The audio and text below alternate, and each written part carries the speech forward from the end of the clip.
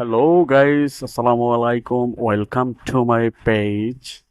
তো আজকে আপনাদের সামনে এসেছি আমি আর কে রাজু খান, আপনাদেরই ভাই। আজকে আপনাদের সামনে যেই বিষয়টা দেখাবো সেটি হচ্ছে বাংলাদেশের রাস্তা। বাংলাদেশের রাস্তা একটি অবনতির কালো মেঘ ভরা আকাশের মতো। বিকজ কেন বললাম জানেন?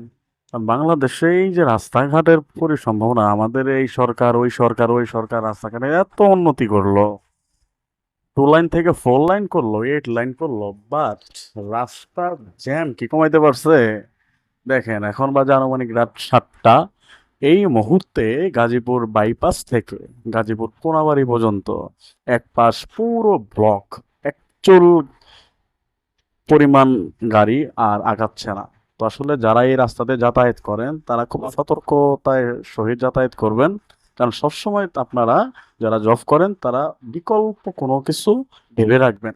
বিকজ এই রাস্তা দিয়ে আপনাদের সময় মতো গন্তব্যস্থানে যাওয়া পসিবল নয়। এটাই ছিল আজকের কথা। তো সবাই ভালো থাকবেন। সবাইকে আবারও ধন্যবাদ। আসসালামু আলাইকুম।